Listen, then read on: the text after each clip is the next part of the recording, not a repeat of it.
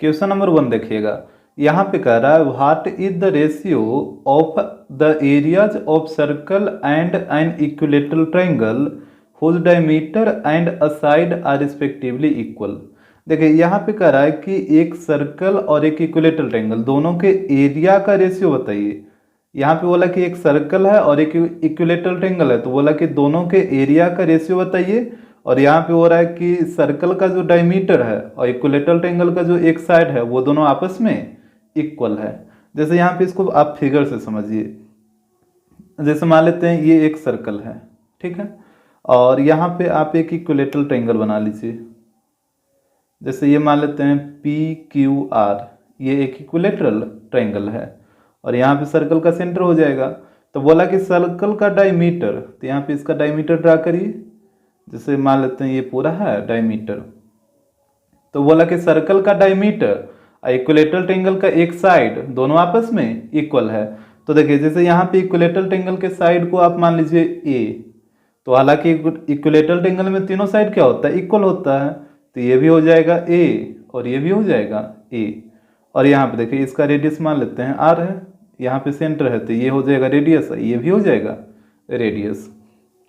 तो यहाँ पे आप लेट कर लीजिए कि let radius of circle is R and the side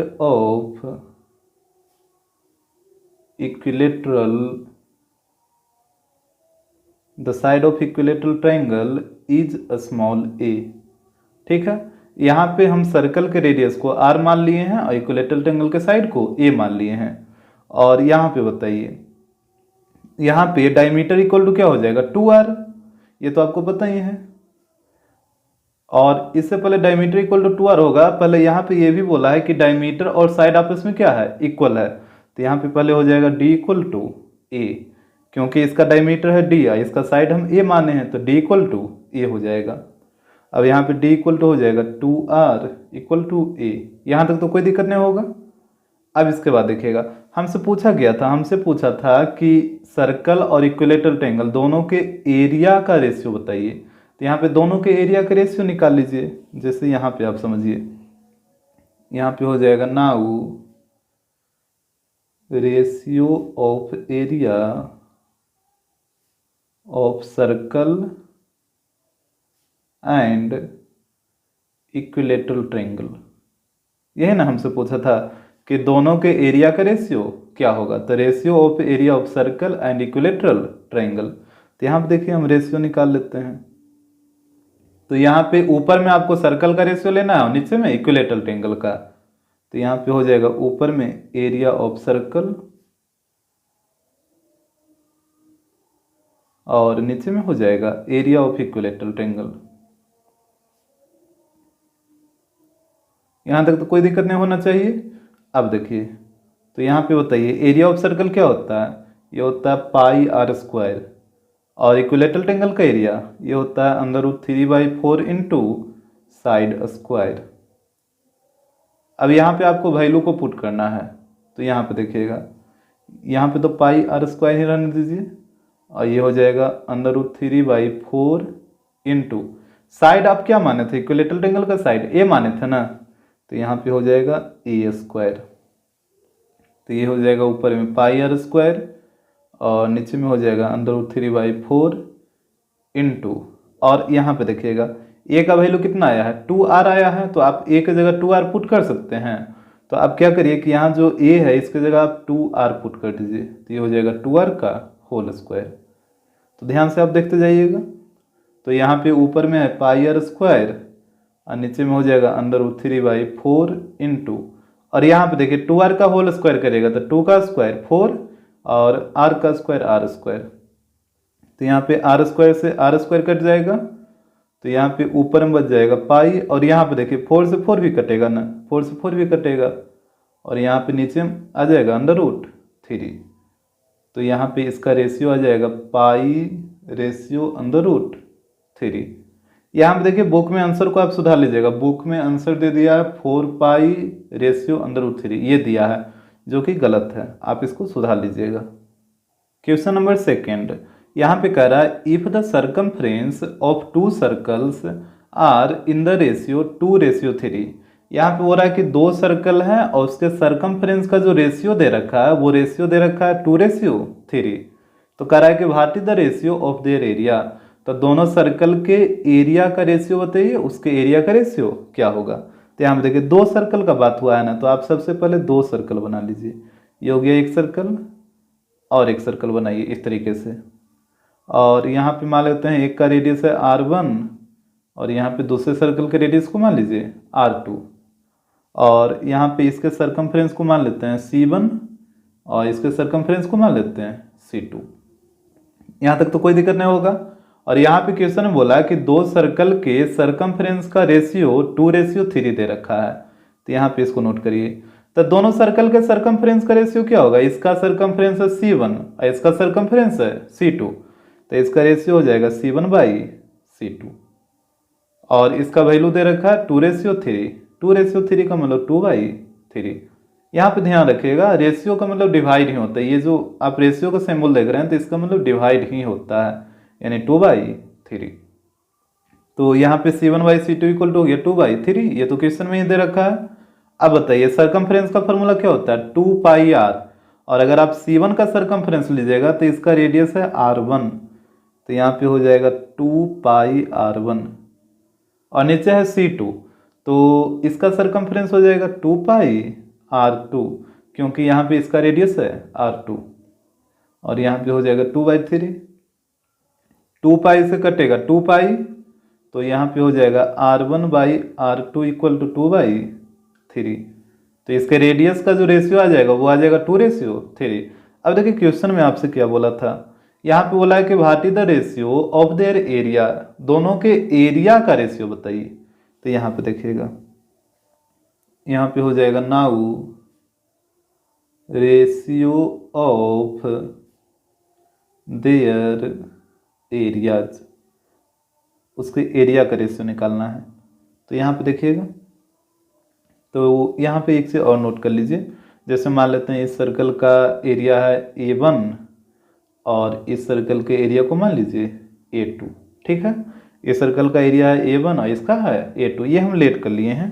तो यहाँ पे इसका रेशियो क्या हो जाएगा, इसका रेशियो हो जाएगा A1/A2।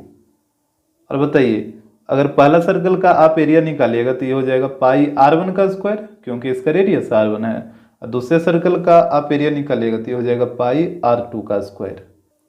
तो यहाँ पे पाई से पाई कटेगा तो ये बचेगा R1 का स्क्वायर बाई R2 का स्क्वायर।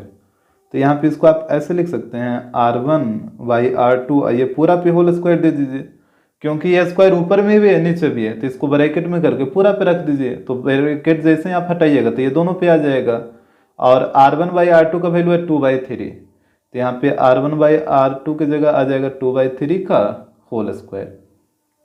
तो यहाँ पे हो जाएगा A1/A2 इक्वल टू, यहाँ पे देखिएगा 2 का स्क्वायर 4 और 3 का स्क्वायर 9। तो यहाँ पे इसका रेशियो आ जाएगा एरिया का 4:9। तो यही आपका आंसर आएगा। क्वेश्चन नंबर 3, यहाँ पे कह रहा है write the area of the sector of a circle whose radius is R and length of arc is L। यहाँ बोल रहा है कि एक सर्कल के सेक्टर का एरिया बताइए और यहाँ पे उस सर्कल का रेडियस R दे रखा है और उसके लेंथ ऑफ आर्क, इसका लेंथ दे रखा है L। जैसे यहाँ पे आप समझिए, जैसे सबसे पहले आप एक सर्कल बनाइए और इसमें आपको एक सेक्टर बनाना होगा। तो ये कुछ इस तरीके से हो जाएगा। जैसे यहाँ पे मान लेते हैं O है A और यहाँ पे B, ये इसका रेडियस है तो ये R हो गया और ये भी R। और यहाँ पे बोला कि इसके आर्क का जो लेंथ है वो L है। तो यहाँ पे देखिए ये सेक्टर का आर्क यही बनाना है, ये वाला आर्क हो जाएगा और यहाँ पे इसका लेंथ दे रखा है L, तो ये L हो गया। तो इसके बाद देखिए तो बोला कि इस सेक्टर का एरिया बताइए, इसका एरिया क्या होगा। तो लेंथ ऑफ आर्क के टर्म में इसका एरिया शायद आपको हम बताए हैं कि 1/2 इंटू L इंटू R होता है इस तरीके से। लेकिन ये कैसे आता है जो आपको यहाँ पे हम प्रूव करके दिखाते हैं। जैसे देखिए, जैसे पहले आप बताइए कि एरिया ऑफ सेक्टर होता क्या है। Area of sector equal to होता है, यहाँ पे एंगल मान लीजिएगा आप थीटा। तो area of sector equal to होता है theta by 360 into pi r square, यही होता है ना। तो इसको आप लिख सकते हैं थीटा बाई 360 और पाई आर स्क्वायर है तो पाई आर इंटू आर, इस तरीके से क्या कि इसको मल्टीप्लाई करिएगा तो पाई आर स्क्वायर ही आ जाएगा। अब देखिए, अब आप क्या करिए ना कि यहाँ पे नोमिनेटर और डिनोमिनेटर दोनों में 2 से मल्टीप्लाई कर दीजिए। जैसे यहाँ पे देखिए, यहाँ पे आपको मल्टीप्लाइंग बाई 2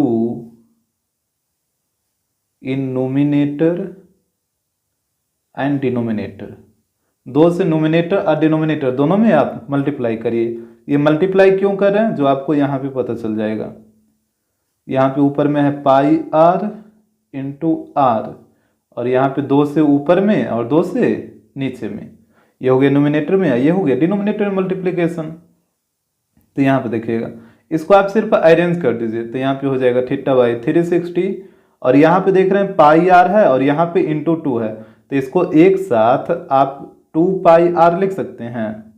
जैसे 2 into pi r, 2 pi r, और यहाँ पे इंटू आर है तो इंटू आर को यहाँ पे रहने दीजिए।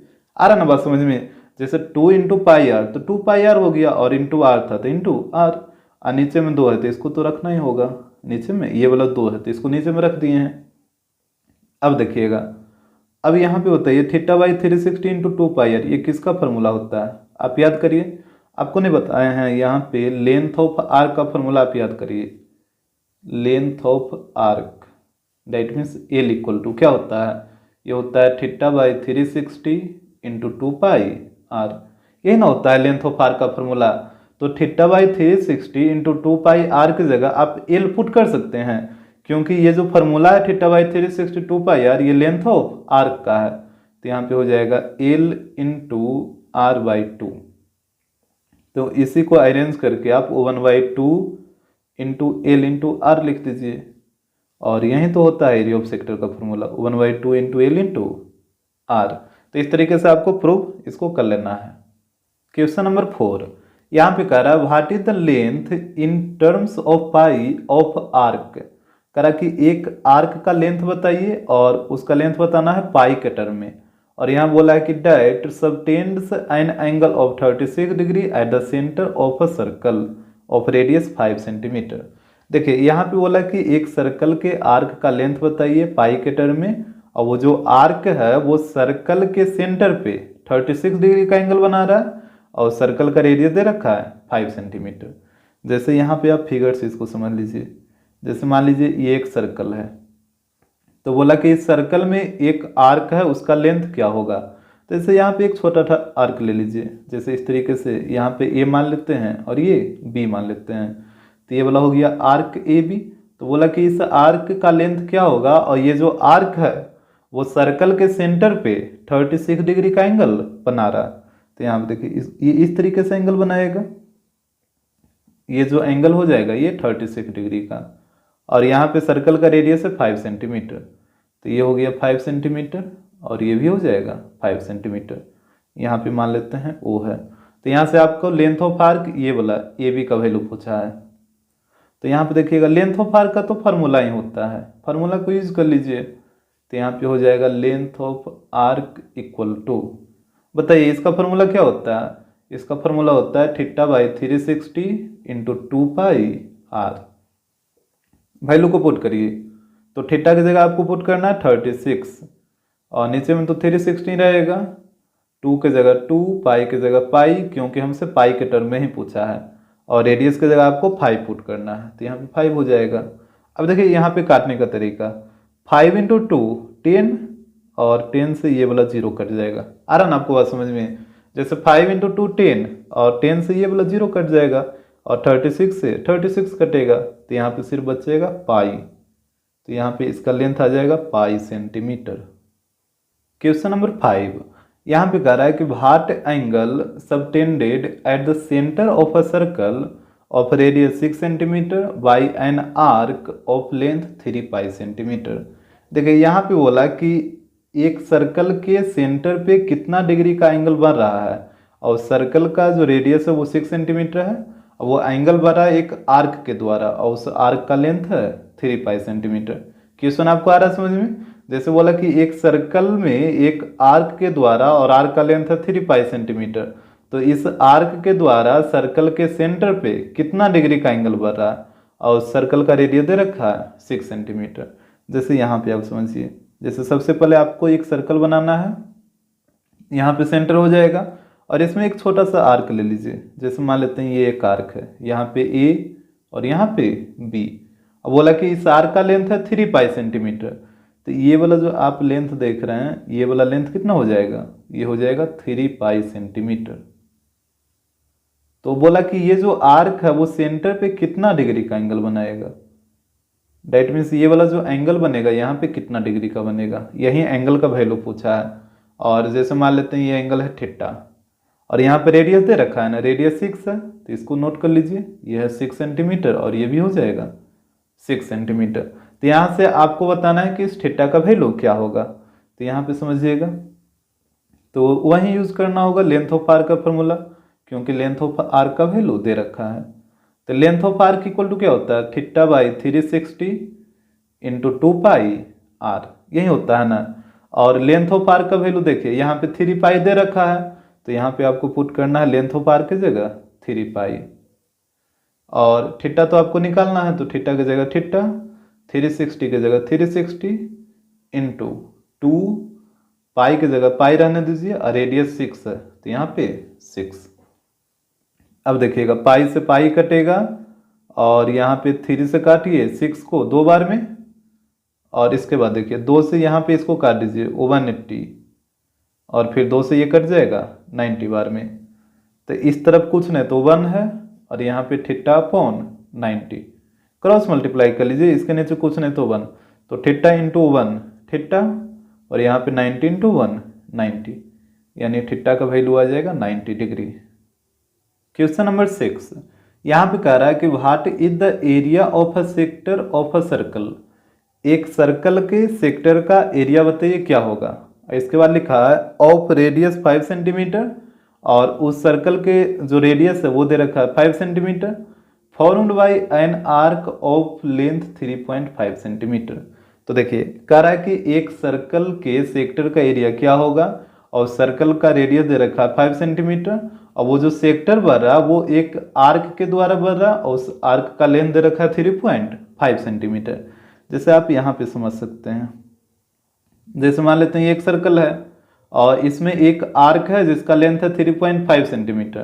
तो जैसे देखिए यहाँ पे एक छोटा सा आर्क ले लीजिए ए बी, और यहाँ पे इस आर्क का लेंथ दे रखा है 3.5 सेंटीमीटर, तो ये वाला लेंथ हो गया 3.5 सेंटीमीटर। और तो बोला कि इस आर्क के द्वारा ही सेक्टर बना, जैसे ये जो आर्क है ना इसी के द्वारा सेक्टर बना, तो ये कुछ इस तरीके से बनेगा। यहाँ पे मान लेते हैं ओ, और रेडियस है 5 सेंटीमीटर, तो ये हो गया 5 सेंटीमीटर।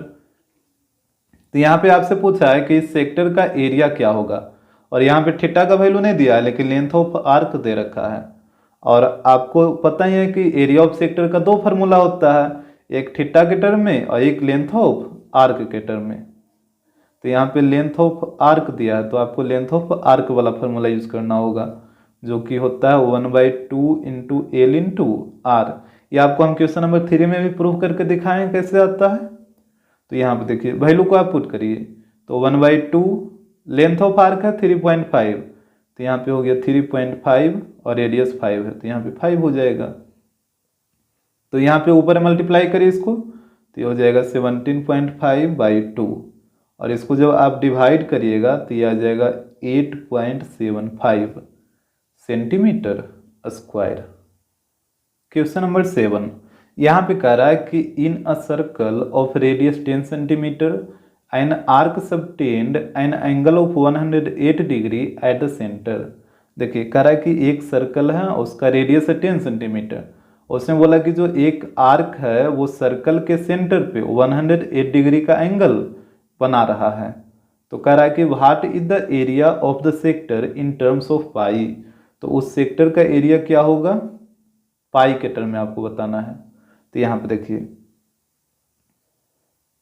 जैसे मान लेते हैं ये एक सर्कल है, और यहाँ पे सेंटर मान लीजिए, और बोला कि यहाँ पे सर्कल में एक आर्क है, और आर्क का आर्क का तो लेंथ नहीं दिया है, लेकिन यहाँ बोल रहा है कि आर्क है जो 108 डिग्री का एंगल बना रहा है। तो जैसे देखिए यहाँ पे मान लेते हैं ए बी एक आर्क है, ये जो आर्क है वो सर्कल के सेंटर पे, ये सेंटर पे बना रहा है 108 डिग्री का एंगल। तो ये वाला जो एंगल है वो हो जाएगा 108 डिग्री, यहाँ पे ओ मान लीजिए, और यहाँ पे इसका रेडियस 10 सेंटीमीटर दे रखा है, तो ये वाला हो गया 10 सेंटीमीटर और ये भी हो जाएगा 10 centimetre.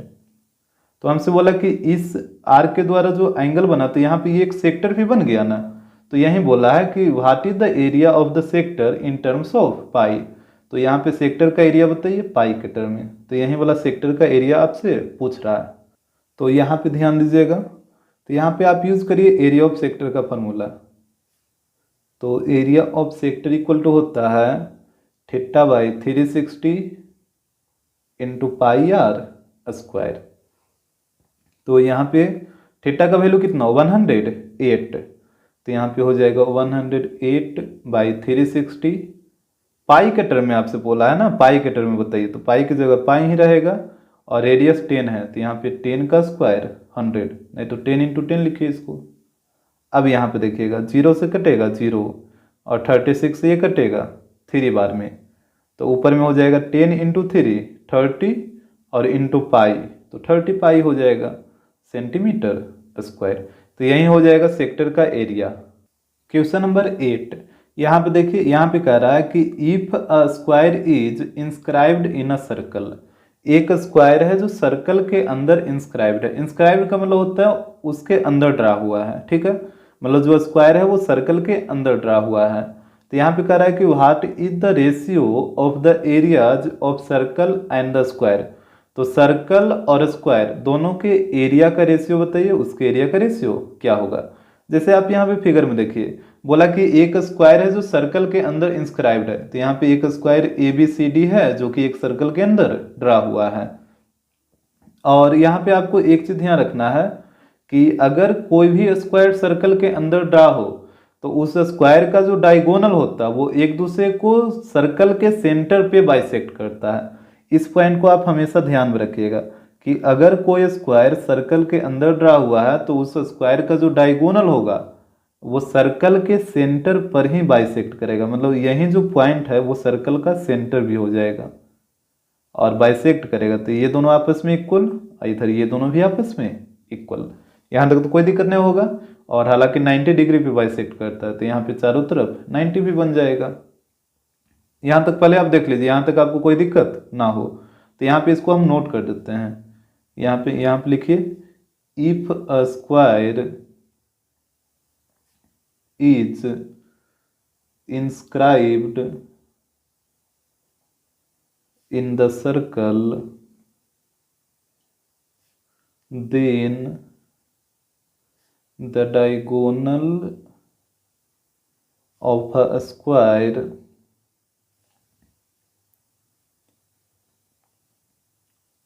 bisect each other at the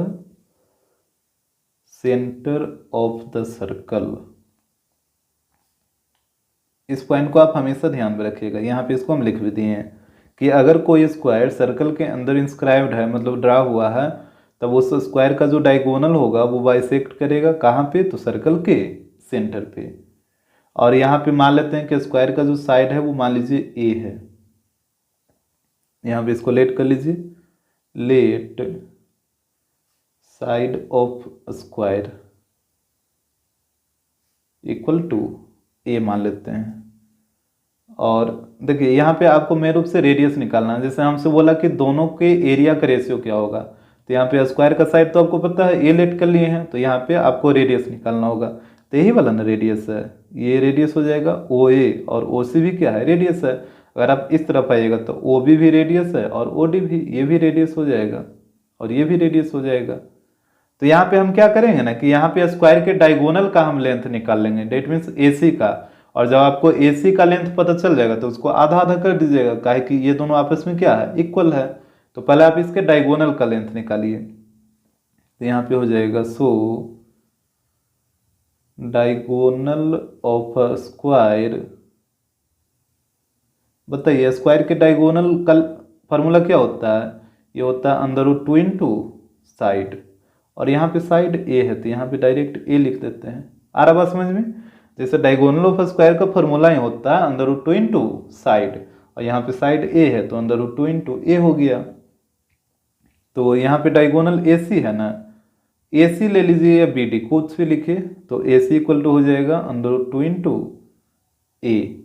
अब यहाँ पे बताइएगा ए सी, ये पूरा का लेंथ कितना हो जाएगा? R plus r, 2r। तो यहाँ पे आप ए सी की जगह 2r पुट कर सकते हैं, तो 2r इक्वल टू हो जाएगा अंडर रूट 2 बाई ए। तो यहाँ से रेडियस का वैल्यू निकालिए, तो अंडर रूट 2a बाई 2, ये 2 मल्टीप्लाई में है तो इधर आके डिवाइड में हो गया। अब देखिए रूट 2 से ये 2 कटेगा रूट 2 बार में, तो यहाँ पे आ जाएगा a अपॉन अंडर रूट 2, यानी इसका जो रेडियस आएगा वो आएगा a अपॉन अंडर रूट 2, यानी ये वाला वैल्यू आ गया a अपॉन अंडर रूट 2, और ये वाला ये वैल्यू हो जाएगा a अपॉन अंडर रूट 2। यहाँ तक तो कोई दिक्कत नहीं होना चाहिए। अब देखिए यहाँ पे स्क्वायर का साइड भी आपको पता है और सर्कल का रेडियस भी आपको पता है, तो दोनों का एरिया का रेशियो आप निकाल लीजिए। तो यहाँ पे देखिएगा, यहाँ पे हो जाएगा नाउ रेशियो, तो रेशियो इक्वल टू हो जाएगा, ऊपर में आपको लिखना है एरिया ऑफ सर्कल और नीचे में लिखना होगा एरिया ऑफ स्क्वायर, क्योंकि यहाँ पे सर्कल और स्क्वायर के रेशियो पूछा है, तो ऊपर में सर्कल और नीचे में स्क्वायर। तो बताइए सर्कल का एरिया होता है पाई आर स्क्वायर और स्क्वायर का एरिया होता है साइड स्क्वायर। तो यहाँ पे हो जाएगा पाई, और रेडियस का वैल्यू देखिए यहाँ पे अप्लाई है ना ए अपॉन अंडर रूट 2, तो यहाँ पे हो जाएगा ए अपॉन अंडर रूट 2 का होल स्क्वायर, स्क्वायर का साइड ए माने थे तो यहाँ पे हो जाएगा ए का स्क्वायर। तो यहाँ पे ऊपर में हो जाएगा पाई और ए का स्क्वायर, ए स्क्वायर, और यहाँ पे देखिए रूट 2 का स्क्वायर कितना, रूट 2 का स्क्वायर 2 हो जाएगा, और नीचे में तो ए स्क्वायर ही रहेगा इस तरीके से। अब इसके बाद देखिएगा, तो यहाँ पे देखिए इसके नीचे कुछ नहीं तो 1 तो है ना, तो इस डिवाइड को आप मल्टीप्लाई में बदलिए, तो ऊपर में है पाई ए स्क्वायर बाई 2, और इस डिवाइड को जब आप मल्टीप्लाई में बदलिएगा तो ये जो नीचे है ये चला आएगा ऊपर में, और ये जो ऊपर है ये चला आएगा नीचे में। अब यहाँ पे ए स्क्वायर से ए स्क्वायर कटेगा तो ऊपर में बच जाएगा पाई और नीचे में 2, तो इसका रेशियो हो जाएगा पाई रेशियो 2। क्वेश्चन नंबर 9, यहाँ पे कह रहा है write the formula for the area of a sector of angle theta in degree of a circle of radius r. देखिए यहाँ पे बोला कि एक सर्कल के सेक्टर के एरिया का फॉर्मूला बताइए, और यहाँ पे सेक्टर का एंगल थीटा है जो कि डिग्री में है, और सर्कल का रेडियस है स्मॉल आर। जैसे यहाँ पे आप समझिए, जैसे यहाँ पे आप एक सर्कल बना लीजिए, अब बोला कि इस सर्कल के सेक्टर का फॉर्मूला क्या होगा, तो यहाँ पे एक सेक्टर बना लेते हैं ओ ए बी, और यहाँ पे बोला कि रेडियस इसका आर है, और इसका जो एंगल है वो थीटा है जो कि डिग्री में है, तो यहाँ पे डिग्री हो जाएगा। तो यहाँ पे बताइए एरिया ऑफ सेक्टर का फॉर्मूला क्या होता है, तो यहाँ पे हो जाएगा area of sector equal to, ये होता है theta by 360 into pi r square, तो यही हो जाएगा इसका फॉर्मूला।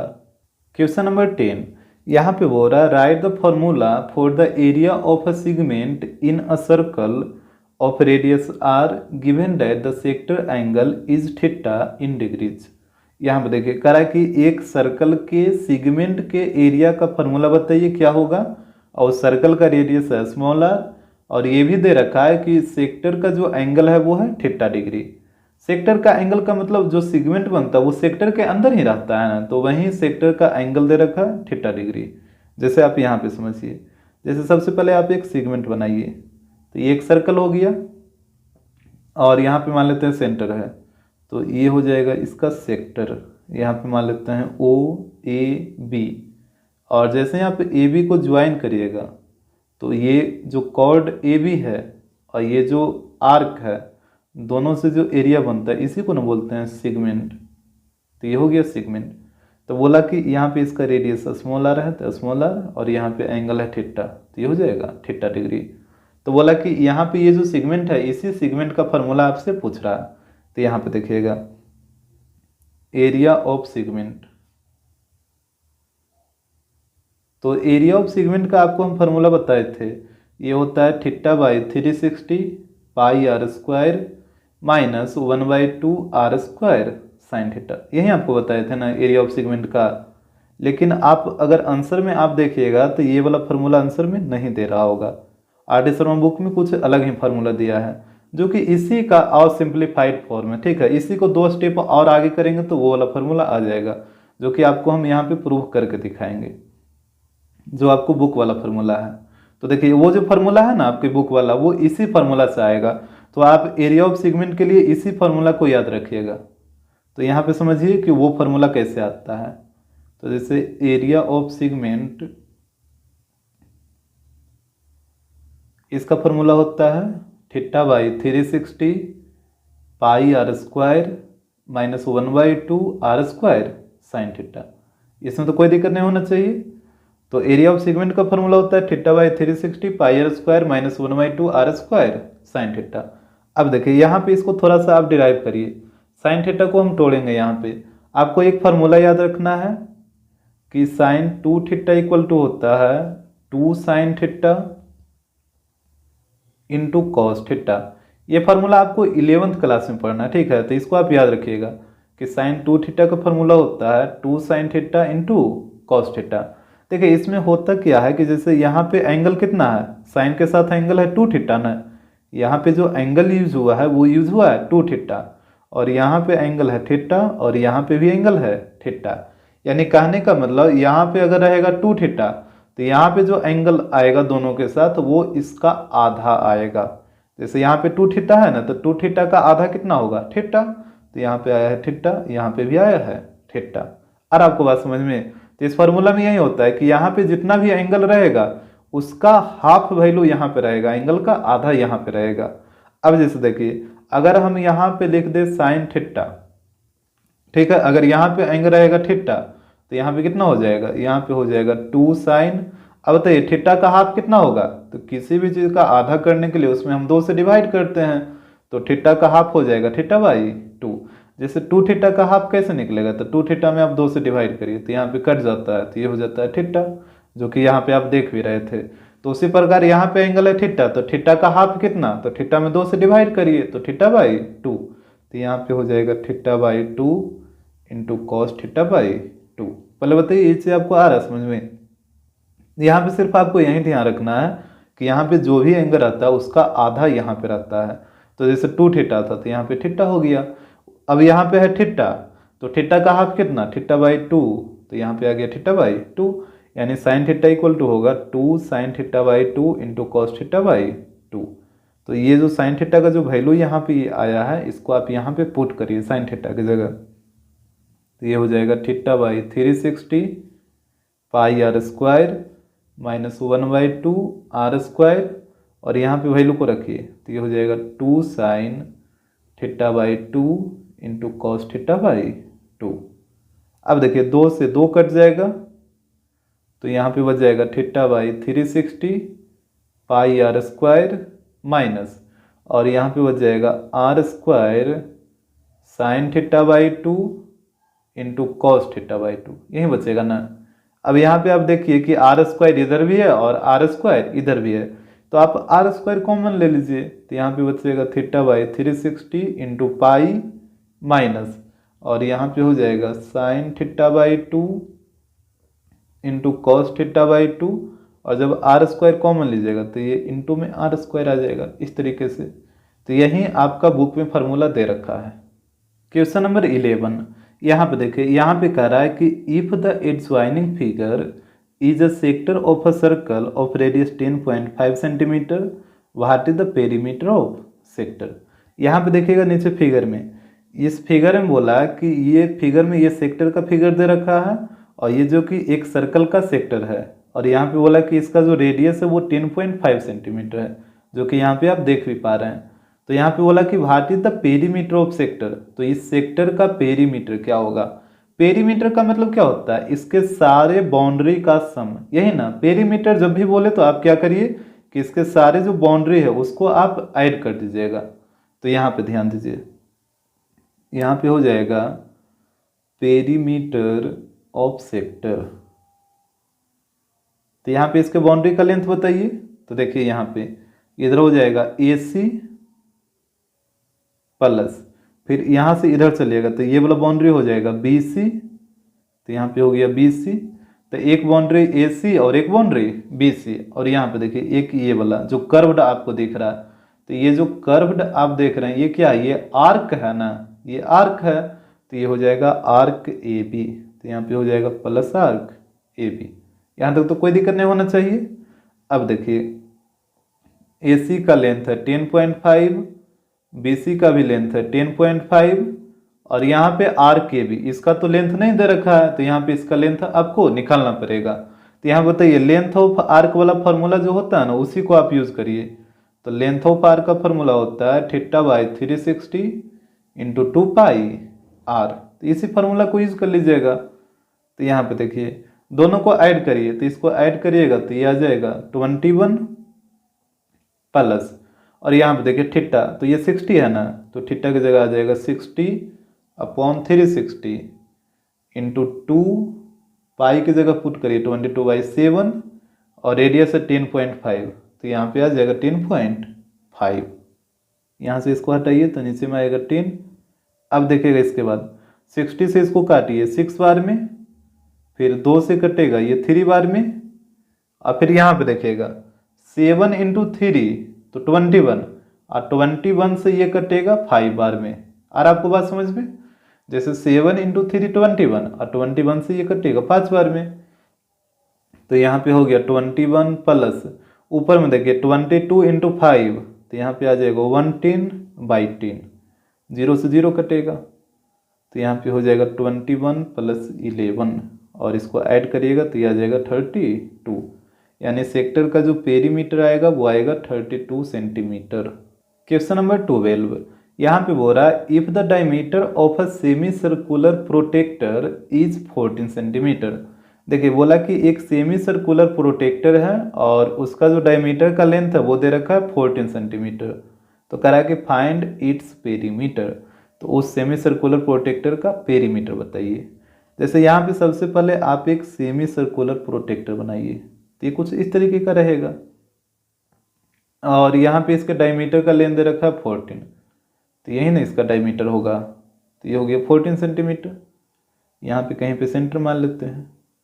तो यहाँ पे देखिए ये जो सेमी सर्कुलर प्रोटेक्टर है तो ये तो सेमी सर्कल का ही काम करेगा ना, और सेमी सर्कल का जो पेरीमीटर होगा वही इसका भी होगा। और बताइए सेमी सर्कल का पेरीमीटर आपको क्या बताए थे, ये सेमी सर्कल का पेरीमीटर क्या होता है। तो जैसे देखिए अगर आप फार्मूला भूल गए तो यहाँ से आपको याद आ जाएगा। जैसे ये होता है पूरा सर्कल, और पूरा सर्कल का पेरीमीटर होता है 2πr, ठीक है। अब इसी को आधा से कट करिए तो ये बन जाएगा सेमी सर्कल इस तरीके से। तो इसका पेरीमीटर कितना हो जाएगा, तो इसको 2 से डिवाइड करिए तो 2 से 2 कटेगा तो πr, मतलब ये वाला लेंथ आ जाएगा πr। आपको आ रहा बात समझ में। जैसे ये पूरा सर्कल है तो इसको आप यहाँ से कट करिएगा मतलब 20 से, तो ये आधा वाला रीजन कुछ इस तरीके से आपको दिखेगा। यहाँ पे लाइन थोड़े दिखेगा, लाइन ही ना दिखेगा। जैसे इस सर्कल को आप कट करिएगा यहाँ से आधा से, तो ये जो सेमी सर्कल आपको कुछ इस तरीके से ये ऊपर वाला कर्व दिखेगा। तो पूरा लेंथ होता है 2πr, तो ये आधा लेंथ कितना होगा, तो इसको 2 से डिवाइड करिए तो πr आ गया, मतलब ये वाला लेंथ हो जाएगा πr। तो ये जो कर्व्ड वाला जो पोर्शन आप देख रहे हैं इसका लेंथ होता है πr। ये वाला जो लाइन आप जो स्ट्रेट लाइन आप देख रहे हैं ये डायमीटर का काम करता है, तो ये हो जाएगा d, क्योंकि जो डायमीटर होता है वही ना सेमी, ये सर्कल को 2 सेमी सर्कल में डिवाइड करता है, तो ये वाला जो लाइन है वो डायमीटर हो जाएगा। तो अब बताइए पूरा का पेरीमीटर क्या हो जाएगा, तो सारे को ऐड कर दीजिए। तो यहाँ से लेके यहाँ तक ये हो गया πr, और ये जो नीचे स्ट्रेट लाइन है वो है d, तो इसका जो पेरीमीटर होता है वो होता है πr प्लस d। इसमें तो कोई दिक्कत नहीं होना चाहिए। अब देखिए यहाँ पे तो ये वाला जो कर्व्ड पोर्शन है ये वाला हो जाएगा πr, और ये वाला हो जाएगा पूरा d। तो यहाँ पे देखिएगा तो इसका पेरीमीटर हो जाएगा πr प्लस d। अब यहाँ पे देखिए यहाँ पे कहीं पे सेंटर है तो ये हो जाएगा रेडियस, और डायमीटर है 14, तो रेडियस कितना 7 होगा ना, इसका हाफ हो जाएगा। अब यहाँ पे वैल्यू को आप पुट करिए तो ये हो जाएगा 22/7, रेडियस की जगह 7 और डायमीटर 14 है तो 14 आएगा। 7 से 7 कटेगा तो यहाँ पे हो जाएगा 22 + 14 और इसको ऐड करिएगा तो ये आ जाएगा 36 सेंटीमीटर। तो यही इसका हो जाएगा पेरीमीटर। क्वेश्चन नंबर 13 यहाँ पे कह रहा है a piece of wire 22 centimetre long is bent into the form of an arc of a circle. देखिए कह रहा है कि एक वायर है और उसका लेंथ दे रखा है 22 सेंटीमीटर, फिर बोला कि उस वायर को बेंट करके एक सर्कल का आर्क बना दिया है और वो जो आर्क है वो सर्कल के सेंटर पे 60 डिग्री का एंगल बना रहा है। तो कह रहा है कि find the radius of the circle. तो उस सर्कल का रेडियस क्या होगा। जैसे यहाँ पे इसको स्टेप बाय स्टेप समझिए। जैसे मान लेते हैं ये एक वायर है और यहाँ पे इसका लेंथ दे रखा है 22 सेंटीमीटर, फिर बोला कि इस वायर को बेंट करके एक आर्क बना दिया इस तरीके से, मान लीजिए इसको मोड़ के एक आर्क बना दिया। तो आर्क बना दिया तो वही तो इसका लेंथ ये 22 ही रहेगा ना, काहे कि सिर्फ आप इसके शेप को चेंज किए हैं, इसका लेंथ तो वही रहेगा जितना था पहले, ये आर्क के शेप में आ गया है। अब देखिए यहाँ पे आप एक सर्कल बनाइए, यहाँ पे कहीं पे सेंटर हो जाएगा और ये जो वायर था जो इसको आप बेंड करके आर्क बना दिए हैं तो इस वायर को यहाँ पे लेके सर्कल पे ये कुछ इस तरीके से आ जाएगा, यहाँ से लेके यहाँ तक ये मान लीजिए वायर है, ठीक है। और यहाँ पे मान लेते हैं ए, यहाँ पे मान लेते हैं बी, यहाँ पे भी वायर के लेंथ को ए बी मान लीजिए, तो ए और बी हो जाएगा। तो ये जो वायर को आप मोड़ के जो आर्क बनाए थे तो इस वायर को यहाँ पे ले आइए इस सर्कल के ऊपर, तो इस तरीके से हो जाएगा। और यहाँ पे इसका लेंथ दे रखा है 22 सेंटीमीटर। फिर यहाँ पे बोला कि ये जो आर्क है मतलब ये जो वायर है वो सर्कल के सेंटर पे 60 डिग्री का एंगल बना रहा है। तो यहाँ पे एंगल बनाइए, ये कुछ इस तरीके से होगा, यहाँ पे ओ मान लेते हैं और ये वाला एंगल है 60 डिग्री। तो हमसे बोला कि find the radius of the circle. तो इस सर्कल का रेडियस बताइए, इसका रेडियस कितना होगा। यहाँ पे रेडियस का लेंथ पूछा है तो देखिए जो चीज़ दे रखा है ना उसी से आपको चलना है। जैसे यहाँ पे लेंथ ऑफ आर्क दे रखा है 22 सेंटीमीटर तो इसी से आपको चलना है। जैसे यहाँ पे समझिए, यहाँ पे लेंथ ऑफ आर्क इसका वैल्यू दे रखा है 22 सेंटीमीटर। अच्छा अब बताइए लेंथ ऑफ आर्क का फॉर्मूला क्या होता है। तो लेंथ ऑफ आर्क का फॉर्मूला होता है θ/360 इंटू 2πr, यही होता है ना, इक्वल टू हो जाएगा 22। अब यहाँ पे वैल्यू को पुट करिए तो थीटा का वैल्यू 60 है तो यहाँ पे आएगा 60/360 इंटू 2 पाई की जगह 22/7 और रेडियस तो आपको निकालना है तो रेडियस की जगह रेडियस में रहेगा इक्वल टू 22। यहाँ पे कटेगा 22 से 22 और 60 से 360 को काटिए 6 बार में, फिर 2 से काटिए 6 को 3 बार में। तो यहाँ पे ऊपर में देखिए, ऊपर में सिर्फ r बचेगा और नीचे में 3 × 7 21 इक्वल टू 1 हो जाएगा। तो यहाँ पे क्रॉस मल्टीप्लाई कर लीजिए तो यहाँ से रेडियस आ जाएगा 21 सेंटीमीटर। तो यही हो जाएगा सर्कल का रेडियस। क्वेश्चन नंबर 14 यहाँ पे कह रहा है कि find the area of the largest triangle that can be inscribed in a semi circle of radius r unit. यहाँ पे देखिए कह रहा है कि एक ट्रायंगल, लार्जेस्ट ट्रायंगल का एरिया क्या होगा जो कि एक सेमी सर्कल के अंदर इंस्क्राइब्ड है और उसका रेडियस दे रखा है r यूनिट। यहाँ पे देखिए, यहाँ पे एक ट्रायंगल का एरिया आपसे पूछा है, वो भी लार्जेस्ट ट्रायंगल का। वो ट्रायंगल कहाँ पे है तो सेमी सर्कल के अंदर है। तो यहाँ पे देखिए सबसे पहले आप एक सेमी सर्कल बनाइए तो ये कुछ इस तरीके से होगा और बोला कि इसके अंदर एक लार्जेस्ट ट्रायंगल है, मतलब बड़ा से बड़ा ट्रायंगल आपको बनाना है। तो बड़ा से बड़ा ट्रायंगल जब आप बनाइएगा तो ये कुछ इस तरीके से इसके सरकमफ्रेंस को टच ही करेगा, कुछ ऐसा बनेगा। जैसे देखिए अगर सिर्फ ट्रायंगल बोलता तो आप एक सेमी सर्कल बना लेते हैं, इसके अंदर ट्रायंगल आप इस तरीके से भी एक ट्रायंगल बना देते हैं, यहाँ से कोई इस तरीके से भी एक ट्रायंगल बना देता, ठीक है। लेकिन जब लार्जेस्ट ट्रायंगल बोला है तो जब भी आप ट्रायंगल बनाइएगा तो इसके सरकमफ्रेंस को टच करेगा ही करेगा। जैसे यहाँ पर देखिए ये हो जाएगा लार्जेस्ट ट्रायंगल, इसके सरकमफ्रेंस को टच करेगा ही करेगा, कहीं पे भी करे लेकिन करेगा ही जब लार्जेस्ट ट्रायंगल का बात होगा तब। तो ये कुछ इस तरीके से फिगर आएगा।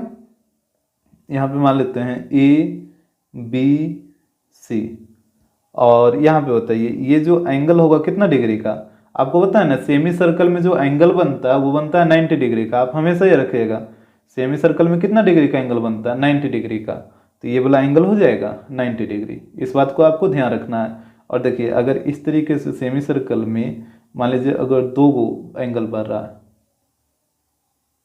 तो ये भी होगा 90, ये भी होगा 90। अगर 3 एंगल बनेगा तो तीनों 90 होगा, इस बात को आप ध्यान रखिएगा। तो आप इतना याद रखिए कि सेमी सर्कल में जो एंगल बनता है वो 90 डिग्री का एंगल, तो ये वाला एंगल हो गया 90 डिग्री। और यहाँ पे कहीं पे बीच में सेंटर मान लेते हैं, ओ मान लीजिए सेंटर है इसका। तो बताइए ये जो ओ बी है वो रेडियस का काम करेगा और ये जो ओ ए है ये भी रेडियस का काम करेगा।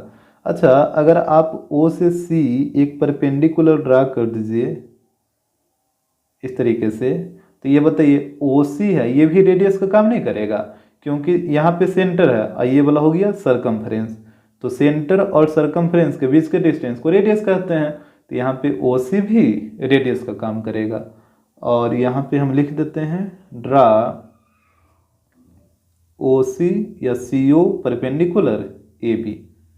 ये जो सी ओ है वो ए बी पे परपेंडिकुलर है। तो यहाँ पे अब इसका एरिया आपने निकाल लीजिएगा। ये जो ट्रायंगल में ये जो ए बी है ये बेस का काम करेगा, ये जो आप परपेंडिकुलर ड्रा किए हैं ये हाइट का काम करेगा। तो यहाँ पे हो जाएगा area of triangle A B C equal to 1/2 into base into height. तो यहाँ पे बेस है ए बी और हाइट है ओ सी, तो ये हो जाएगा 1/2। और ये ए बी का पूरा लेंथ बताइए आर प्लस आर 2r और ओ सी आर है तो यहाँ पे आर हो जाएगा। इसमें तो कोई दिक्कत नहीं होना चाहिए, 2 से 2 कटेगा तो यहाँ पे आर इंटू आर ये हो जाएगा आर स्क्वायर। तो यही होगा ट्रायंगल ए बी सी का एरिया। तो ये तो हो गया इसके ट्रायंगल के एरिया निकालने का तरीका। अब देखिए इसके एरिया निकालने का एक तरीका और है, वो थोड़ा सा इससे कॉम्प्लिकेटेड है। ये तो आसान तरीका था लेकिन आप इसको भी सीख लीजिए, ठीक है। यहाँ पे आप इस मेथड को भी जान लीजिए। जैसे यहाँ पे हम एक ट्रायंगल ड्रा कर लिए हैं, यहाँ पे ए हो गया, बी हो गया और यहाँ पे सी हो गया। और यहाँ पे मान लीजिए 90 डिग्री है, सेमी सर्कल का एंगल 90 डिग्री। तो यहाँ पे जो ट्रायंगल ए बी सी है वो राइट एंगल ट्रायंगल है और ये 90 के सामने ये जो साइड आप देख रहे हैं ये वाला साइड हाइपोटेनस का काम करेगा और ये एक हो जाएगा परपेंडिकुलर, एक हो जाएगा बेस। तो बताइए इस ट्रायंगल ए बी सी का एरिया क्या होगा, area of triangle A B C. तो आपको पता है ना कि जब भी राइट एंगल ट्रायंगल का आप एरिया निकालते हैं तो उसमें हाइपोटेनस को नहीं लेना रहता है, बाकी 2 साइड आप लीजिए, एक परपेंडिकुलर और एक बेस, यही दोनों साइड आपको लेके चलना है, हाइपोटेनस को कभी भी लेके नहीं चलना है। जैसे यहाँ पे जो आप राइट एंगल ट्रायंगल इस तरीके से ड्रा करते हैं ए बी सी, तो ये 90 के सामने ये होता है हाइपोटेनस, इसको आप परपेंडिकुलर मानते हैं तो ये बेस हो जाता है। तो यहाँ पे इसका एरिया क्या होता है 1/2 into base into height, that means perpendicular, यही होता है ना। यहाँ पे थोड़ी आप हाइपोटेनस को लेते हैं। तो यही चीज़ तो हम यहाँ पे भी आपको बता रहे हैं कि 90 के सामने वाला साइड ये हाइपोटेनस है तो इसको तो नहीं लेना है। तो बच्चा यही 2 साइड ना, ए सी और एक बी सी, तो इसका एरिया हो जाएगा 1/2 इंटू ए सी इंटू बी सी। तो यहाँ पे ना तो आपको ए सी का लेंथ पता है ना ही आपको बी सी का लेंथ पता है, तो यहाँ पे पहले आपको ए सी और बी सी का लेंथ निकालना होगा। तो देखिए कैसे निकलेगा, यहाँ पे सेंटर मान लीजिए बीच में और यहाँ से आप एक परपेंडिकुलर ड्रा करिए 90 90, यहाँ पे ओ मान लेते हैं। तो यहाँ पे हो जाएगा draw C O perpendicular A B और यहाँ से लेके यहाँ तक रेडियस, ये भी रेडियस।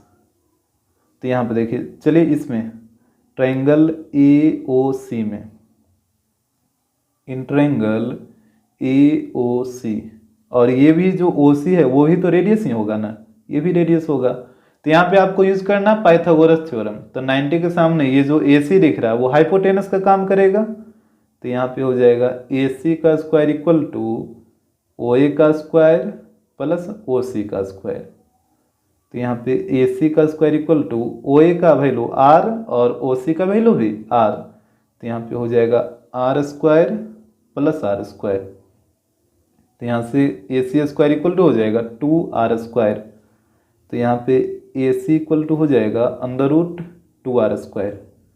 तो यहाँ पे ए सी का वैल्यू आएगा, यहाँ पे देखिए 2 तो रूट में ही रहेगा और r² से r बाहर आ जाएगा, यानी ए सी का वैल्यू हो जाएगा √2r। तो यहाँ पे ये वाला जो लेंथ आ गया, ये वाला आ गया √2r। अब अगर आप इस ट्रायंगल में चलेगा तो यहाँ पे देखिए इसका भी ये जो बेस है वो रेडियस ही है और हाइट भी रेडियस ही है। तो यहाँ पे जो BC का जो लेंथ आएगा वो भी तो इतना ही आएगा ना जितना इसका आया, क्योंकि देखिए इसका भी बेस r और हाइट r, इसका भी बेस r हाइट r, तो दोनों के हाइपोटेनस का लेंथ क्या आएगा, सेम ही रहेगा। तो यहाँ पे भी ये वाला भी लेंथ हो जाएगा √2r। यहाँ पे इसको आप सिमिलरली लिख सकते हैं, ये हो जाएगा similarly BC equal to √2r। अब देखिए यहाँ पे वैल्यू को पुट कर दीजिए, AC और BC का वैल्यू तो आप निकाल ही लिए। तो ये हो जाएगा 1/2 इंटू √2r इंटू √2r। तो यहाँ पे देखिएगा कटेगा √2 इंटू √2 2 और 2 से कटेगा 2। कैसे कटा आपको आ रहा है समझ में, जैसे √2 इंटू √2 तो 2 आएगा और 2 से ये 2 कट जाएगा, तो r इंटू आर ये हो जाएगा r²। तो इस तरीके से आप इसका एरिया निकाल सकते हैं। क्वेश्चन नंबर 15 यहाँ पे कह रहा है कि N arc subtend an angle of 90 degree at the centre of a circle of radius 14 centimetre. यहाँ पे देखिए कह रहा है कि एक सर्कल का जो आर्क है वो सर्कल के सेंटर पे 90 डिग्री का एंगल बना रहा है और सर्कल का जो रेडियस है वो दे रखा है 14 सेंटीमीटर। तो यहाँ पे कह रहा है कि write the area of minor sector thus formed in terms of pi. तो इस प्रकार जो माइनर सेक्टर बनेगा तो उसका एरिया बताइए क्या होगा, और वो भी पाई के टर्म में। तो जैसे यहाँ पे आप समझिए, जैसे मान लेते हैं ये एक सर्कल है और यहाँ पे मान लीजिए सेंटर है। तो बोला कि इस सर्कल में सर्कल का रेडियस 14 है और इसमें एक आर्क है जो सर्कल के सेंटर पे 90 डिग्री का एंगल बना रहा है। तो जैसे यहाँ पे एक आर्क ले लीजिए, जैसे मान लेते हैं ए बी एक आर्क है। तो ये जो आर्क आप देख रहे हैं ये आर्क सर्कल के सेंटर पे 90 डिग्री का एंगल बना रहा है। तो सेंटर को ओ मान लीजिए और ये वाला एंगल हो जाएगा 90 डिग्री और यहाँ पे इसका रेडियस है 14, तो ये वाला हो जाएगा 14 सेंटीमीटर। तो बोला कि इस प्रकार जो माइनर सेक्टर बना, ये वाला क्या बना, माइनर सेक्टर ही है ना। तो ये जो माइनर सेक्टर बना तो इसका एरिया बताइए पाई के टर्म में। तो यहाँ पे ध्यान दीजिएगा, यहाँ पे हो जाएगा एरिया ऑफ माइनर सेक्टर। तो माइनर सेक्टर का एरिया क्या होता है, ये होता है θ/360 इंटू πr²। थीटा का वैल्यू 90 है तो यहाँ पे हो जाएगा 90/360, पाई की जगह पाई ही रहने दीजिए क्योंकि पाई के टर्म में ही पूछा है, और रेडियस की जगह 14। तो यहाँ पे हो जाएगा 14 इंटू 14। यहाँ पे काटिए इसको 4 बार में, फिर 2 से काटिए 2 बार में और 2 से ये कटेगा 7 बार में, फिर 2 से इसको काट दीजिए 7 बार में। तो यहाँ पे 7 इंटू 7 49। तो यहाँ पे इसका एरिया आ जाएगा 49 पाई सेंटीमीटर स्क्वायर। क्वेश्चन नंबर 16 यहाँ पे कह रहा है find the area of the sector of circle of radius 21 centimetre and centre angle 120 degree. देखिए यहाँ पे बोला कि एक सर्कल के सेक्टर का एरिया बताइए और वहाँ पे सर्कल का रेडियस है 21 सेंटीमीटर और उसका सेंट्रल एंगल यानी सेंटर पे जो एंगल बना वो बना 120 डिग्री। सेंट्रल एंगल का मतलब हुआ उसके सेंटर पे जो एंगल बनता है उसी को बोलते हैं सेंट्रल एंगल। जैसे यहाँ पे देखिएगा, जैसे मान लेते हैं एक सर्कल है, यहाँ पे सेंटर है और यहाँ पे बोला कि सर्कल के सेक्टर का एरिया बताइए। तो इसमें एक सेक्टर आप ड्रा कर लीजिए OAB और यहाँ पे रेडियस है 21 सेंटीमीटर, तो ये हो गया 21 और ये भी हो जाएगा 21। इस सर्कल के सेंटर पे यही वाला ना एंगल बन रहा है तो इसी एंगल को बोलते हैं सेंट्रल एंगल। इसका वैल्यू दे रखा 120 डिग्री। तो बोला कि ये जो सेक्टर बना तो इस सेक्टर का एरिया बताइए क्या होगा। तो यहाँ पे एरिया ऑफ सेक्टर वाला फार्मूला यूज कर लीजिए। तो area of sector equal to होता है θ/360 इंटू πr²। तो यहाँ पे देखिएगा थीटा का वैल्यू कितना है 120 ना, तो यहाँ पे हो जाएगा 120/360 इंटू, और पाई की जगह 22/7, और रेडियस देखिए 21 है, तो यहाँ पे हो जाएगा 21 इंटू 21। तो यहाँ पे काटिए इसको, तो 120 से ये कटेगा 3 बार में, और 7 इंटू 3 21, तो 21 से कटेगा 21, तो यहाँ पे हो गया 22 इंटू 21। तो इसको मल्टीप्लाई करिएगा तो ये आ जाएगा 462 सेंटीमीटर स्क्वायर। तो यही हो जाएगा area of sector. Question number 17 को देखिए, यहाँ पे कह रहा है कि what is the area of a square inscribed in a circle of diameter p centimetre. यहाँ पे देखिए कह रहा है कि एक स्क्वायर का एरिया बताइए, और स्क्वायर कहाँ पे है, तो वो एक सर्कल के अंदर इंस्क्राइब्ड है, मतलब जो स्क्वायर है वो सर्कल के अंदर ड्रा हुआ है, और सर्कल का डायमीटर दे रखा है p सेंटीमीटर। जैसे आप यहाँ पे फिगर में देखिए, यहाँ पे एक स्क्वायर है ABCD, ये जो स्क्वायर ABCD है वो एक सर्कल के अंदर ड्रा हुआ है, तो बोला कि इस स्क्वायर का एरिया बताइए क्या आएगा। तो यहाँ पे देखिए आपको हम पहले ही बताए हैं कि अगर कोई भी स्क्वायर सर्कल के अंदर ड्रा होता है तो इस स्क्वायर का जो डायगोनल होगा वो एक दूसरे को सर्कल के सेंटर पे बाइसेक्ट करता है। ये चीज़ हम आपको ऑलरेडी बता चुके हैं। तो जैसे आप इसके डायगोनल को ज्वाइन करिएगा AC, और एक डायगोनल है BD, तो यहाँ पे जैसे आप इसको ज्वाइन करिएगा तो ये जो एक दूसरे को बाइसेक्ट कर रहा है, तो ये जो बाइसेक्ट कर रहा है वो सर्कल के सेंटर पे, यहाँ पे मान लीजिए O है, तो ये जो पॉइंट है वो सर्कल का सेंटर होगा, ठीक है। और बाइसेक्ट कर रहा है तो ये दोनों आपस में इक्वल, इधर ये दोनों आपस में इक्वल, और यहाँ पे 90 भी बनेगा चारों तरफ, इसमें तो कोई दिक्कत नहीं होना चाहिए। तो यहाँ पे आप ध्यान रखिएगा कि अगर कोई भी स्क्वायर सर्कल के अंदर इंस्क्राइब्ड है तो उस स्क्वायर का जो डायगोनल होता है वो सर्कल के सेंटर पे बाइसेक्ट करता है, और यहाँ पे इसका डायमीटर दे रखा है p सेंटीमीटर। अच्छा बताइए, ये जो सर्कल का सेंटर है, तो ये जो लाइनमा आप देख रहे हैं AC, ये स्क्वायर के लिए डायगोनल है, बट सर्कल के लिए ये जो AC है वो डायमीटर का काम करेगा, क्योंकि ये सेंटर से होके जा रहा है। तो ये जो p सेंटीमीटर लेंथ दे रखा है ये पूरा AC का लेंथ हो जाएगा, और आपको पता है ये दोनों आधा आधा हो जाएगा, तो p का आधा कितना p/2, और ये भी हो जाएगा p/2। ये p/2 कैसे आपको आ रहा है समझ में, क्योंकि ये वाला लेंथ हुआ OA और ये वाला OC दोनों आपस में क्या इक्वल है, अब पूरा है p, तो p का आधा कितना होगा, तो p में 2 से डिवाइड करिए, तो यही हो जाएगा p का हाफ, दैट मीन्स p/2। तो ये भी हो गया p/2, ये भी हो गया p/2। और अगर आप इस तरफ से आइएगा तो ये भी तो BD है, तो ये भी तो डायमीटर का ही काम करेगा ना, क्योंकि ये भी सेंटर से होके जा रहा है। तो जब ये भी डायमीटर का काम कर रहा है तो पूरा लेंथ ऑफ p होगा, तो आधा आधा करिए, तो ये भी हो जाएगा p/2 और ये भी हो जाएगा p/2। यहाँ तक तो कोई दिक्कत नहीं होना चाहिए, और चारों में बना 90 डिग्री का एंगल। तो यहाँ पे देखिएगा। अच्छा एक चीज़ और बताइए, जैसे हमसे बोला कि स्क्वायर का एरिया क्या होगा, तो यहाँ पे दो तरीका आपके पास है, या तो आप स्क्वायर के साइड का लेंथ निकालिए तो फिर स्क्वायर का एरिया निकल जाएगा, या फिर अगर आप साइड का लेंथ नहीं भी निकालिएगा तब भी एरिया निकल जाएगा। कैसे निकलेगा, तो देखिए यहाँ पे 4 ट्रायंगल आपको दिखेगा, 1 2 3 और 4। और ये जो चारों ट्रायंगल आप देख रहे हैं, ये चारों ट्रायंगल का एरिया क्या होगा, आपस में इक्वल होगा, क्योंकि देखिए ना दो साइडवा तो इक्वल है ना। जैसे अगर आप ट्रायंगल OAB को देखिए तो एक साइड p/2, फिर दूसरा साइड p/2, और एक ये है। अगर इसमें आप आइए तो इसका भी 2 साइड है p/2, तो जितना इसका वैल्यू आएगा उतना ही इसका भी आएगा। मतलब यहाँ पे आप देख रहे हैं कि ये जो ट्रायंगल है, जो 4 ट्रायंगल बना, चारों इक्वल ट्रायंगल है, चारों का एरिया आपस में इक्वल होगा। तो यहाँ पे इसको आप ऐसे बोल सकते हैं कि area of square equal to हो जाएगा 4 into area of triangle O, यहाँ से ले लीजिए OAB,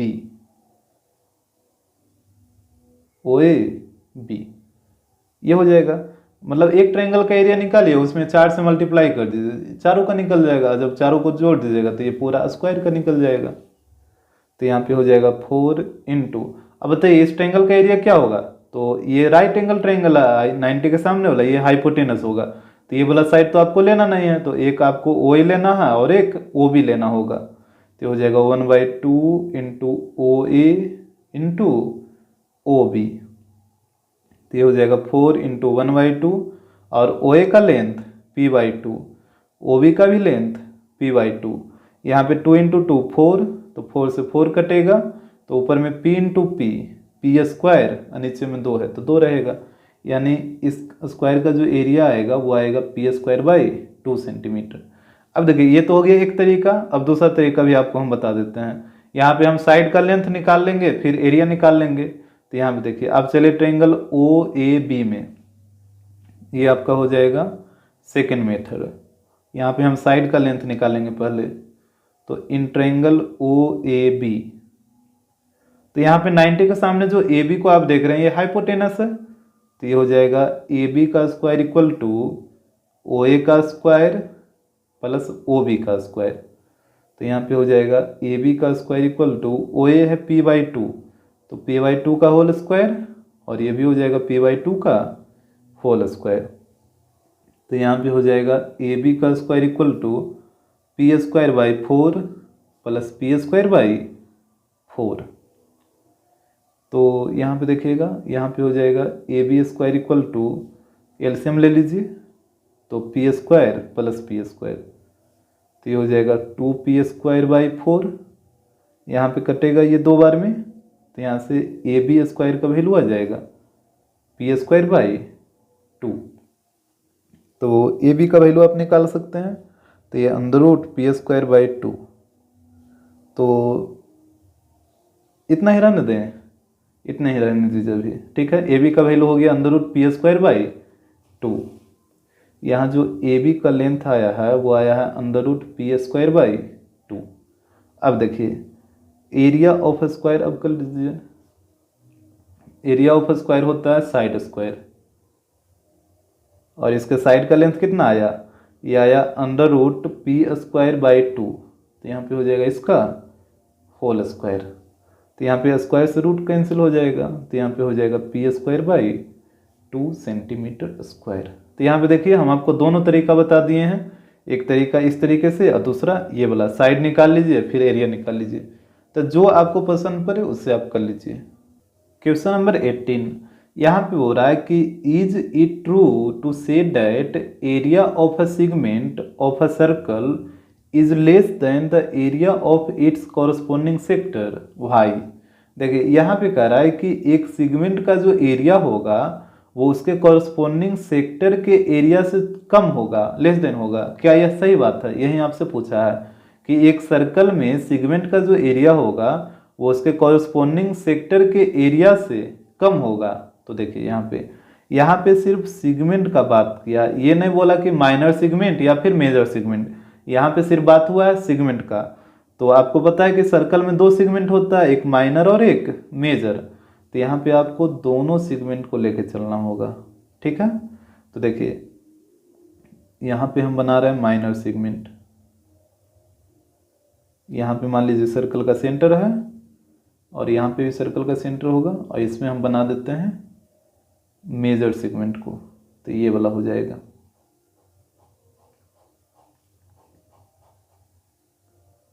अब देखिए तो यहाँ पे देखिए माइनर सेगमेंट को हम लेके चल रहे हैं, तो इस सर्कल में जो माइनर सेगमेंट का जो एरिया होगा वो इसके कॉरस्पॉन्डिंग सेक्टर के एरिया से कम होगा। तो यहाँ पे पहले इसका सेक्टर बनाइए, ये वाला हो जाएगा इसके corresponding sector O A P B.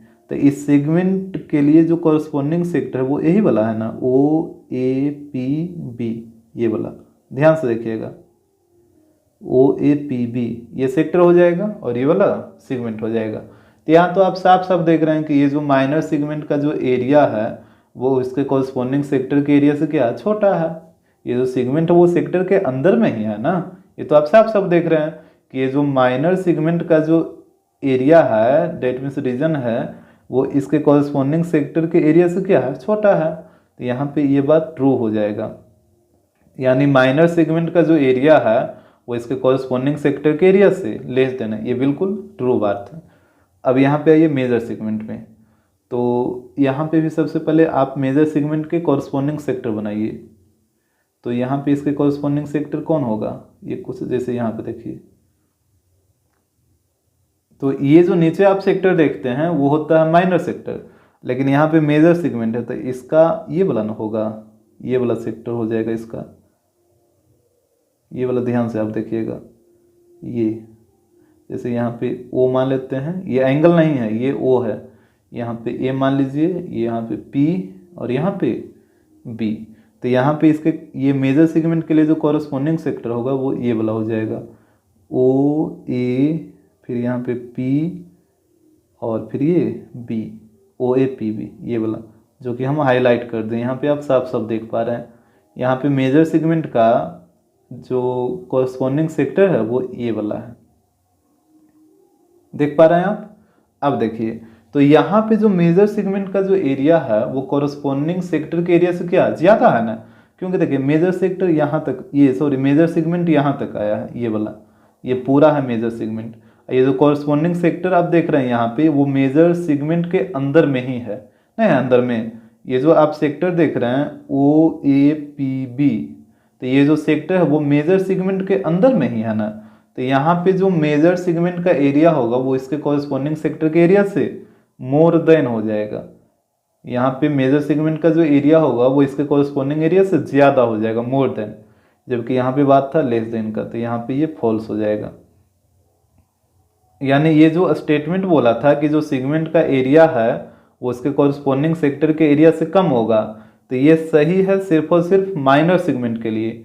Major segment के लिए ये गलत है, क्योंकि आप देख रहे हैं कि मेजर सेगमेंट का जो एरिया है वो इसके कॉरस्पॉन्डिंग सेक्टर के एरिया से ज़्यादा है, क्योंकि आप साफ साफ देख रहे हैं इसके कॉरस्पॉन्डिंग सेक्टर का एरिया इतना ही है और मेजर सेगमेंट का एरिया इतना बढ़ गया है, तो ज़्यादा है इससे। तो यहाँ पे लिख देते हैं नो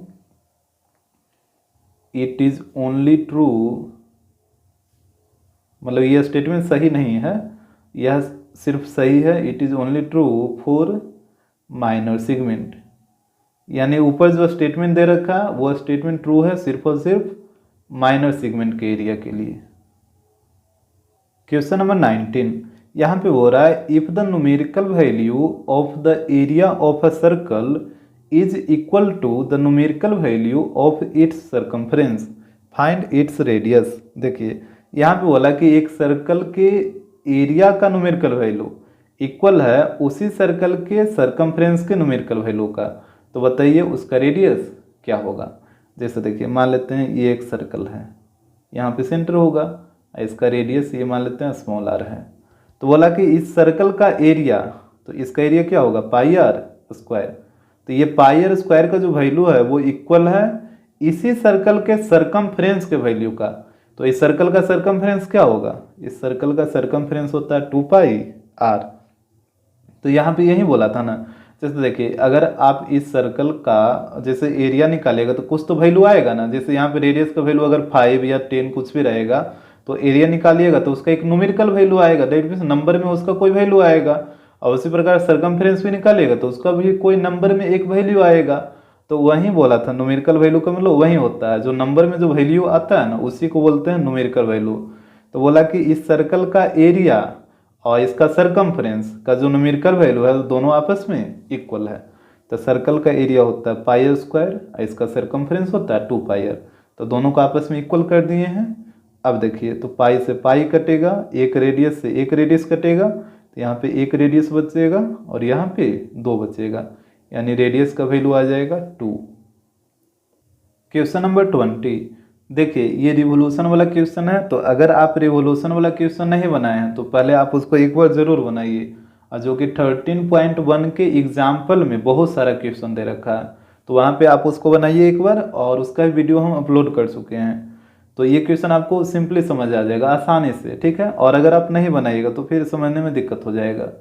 तो देखिएगा यहाँ पे बोल रहा है कि how many revolutions a circular wheel of radius r metres makes in covering a distance of s metre. देखिए यहाँ पे कह रहा है कि एक सर्कुलर व्हील है और उसका रेडियस है आर मीटर, तो बोला कि वो जो सर्कुलर व्हील है उसको कितना चक्कर लगाना पड़ेगा, एक डिस्टेंस दिया है एस मीटर का, तो एस मीटर का डिस्टेंस कवर करने में उस सर्कुलर व्हील को कुल कितना चक्कर लगाना पड़ेगा, यही आपसे पूछा है यहाँ पे। तो देखिए सबसे पहले आप एक सर्कुलर व्हील बना लीजिए इस तरीके से, और मान लेते हैं इसका जो रेडियस है वो है स्मॉलर। ठीक है, अब देखिए यहाँ पे डिस्टेंस इसको कितना कवर करना है, एस मीटर। तो पहले आप ये बताइए कि अगर कोई भी व्हील है तो एक बार जब ये घूमेगा, जब एक बार ये पूरा घूमेगा तो मतलब एक चक्कर लगाएगा तो ये कितना डिस्टेंस कवर करेगा। तो आपको पता होगा कि ये सर्कुलर व्हील जब एक बार घूमता है तो ये अपने सरकमफ्रेंस के इक्वली डिस्टेंस कवर करता है। यानी जो ये एक रिवोल्यूशन लगाएगा तो ये अपने सरकमफ्रेंस के इक्वल डिस्टेंस कवर करेगा। ये चीज़ आप ध्यान में रखिएगा कि अगर कोई भी व्हील एक चक्कर लगाएगा तो ये कितना डिस्टेंस कवर करता है, तो अपने सरकमफ्रेंस के इक्वल। तो यहाँ पे देखिए, यहाँ पे हो जाएगा distance covered by a circular wheel in one revolution. कितना हो जाएगा, तो ये हो जाएगा 2πr, मीटर में है तो मीटर हो जाएगा। ठीक है, तो यहाँ पे इस सर्कुलर व्हील जब एक रिवोल्यूशन लगाएगा, मतलब एक चक्कर लगाएगा, तो कितना डिस्टेंस कवर करेगा, अपने सरकमफ्रेंस के इक्वल। इसका सरकमफ्रेंस होता है 2πr, तो यहाँ पे एक रिवोल्यूशन में ये डिस्टेंस कवर करेगा 2πr। यहाँ तक तो बात क्लियर होगा। अब देखिए इसको कितना डिस्टेंस कवर करना है, एस मीटर ना, तो यहाँ पे ध्यान दीजिएगा। तो यहाँ पे आप इसको ऐसे ही बोल सकते हैं ना कि इतना मीटर का डिस्टेंस कवर करने में इसको एक चक्कर लगाना पड़ता है, तो इतना मीटर का डिस्टेंस कवर करने में कितना चक्कर लगाना पड़ेगा। तो आप यूनिटेरी मेथड का यूज़ करिए यहाँ पे, जिसको एक एक नियम भी बोलते हैं। जैसे देखिए 2πr, इतना मीटर का डिस्टेंस कवर करने में इसको एक चक्कर लगाना पड़ता है, 1 रिवोल्यूशन। तो 1 मीटर का डिस्टेंस कवर करने में कितना चक्कर लगाना पड़ेगा, तो ये हो जाएगा 1/2πr रिवोल्यूशन, इतना चक्कर। और टोटल डिस्टेंस कितना कवर करना है, एस मीटर कवर करना है, तो यहाँ पे हो जाएगा एस मीटर डिस्टेंस कवर करने में इसको लगाना पड़ेगा 1/2πr इंटू एस, इतना रिवोल्यूशन। इसी को आप लिख सकते हैं, तो ये हो जाएगा s/2πr, इतना रिवोल्यूशन आ जाएगा। यही आपका आंसर होगा। ठीक है, और बुक में आंसर गलत दिया है, बुक में ये आंसर दे दिया है πb²/4, तो इसको आप काट दीजिएगा।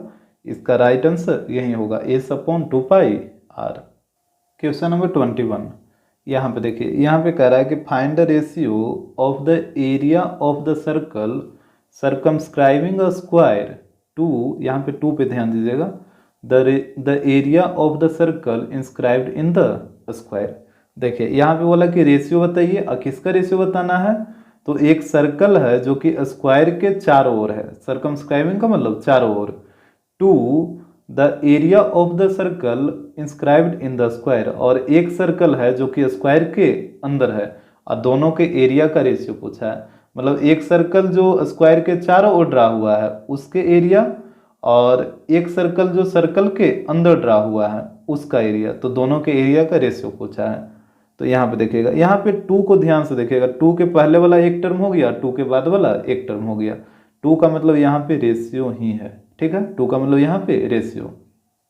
तो यहाँ पे देखिए बोला कि एक स्क्वायर है, यहाँ पे जैसे हम मान लिए हैं कि ABCD एक स्क्वायर है, इस स्क्वायर के चारों ओर आप देख रहे हैं एक बड़ा सा सर्कल है ब्लैक वाला, और इस स्क्वायर के अंदर एक रेड वाला सर्कल है। तो यहाँ पे आपसे एरिया का रेशियो पूछा है, मतलब बड़ा वाला सर्कल के एरिया का रेशियो बताइए इस छोटे वाले सर्कल के एरिया के रेशियो, मतलब बड़े वाले सर्कल के एरिया के रेशियो क्या होगा, इस छोटे वाले सर्कल के एरिया के रेशियो के साथ।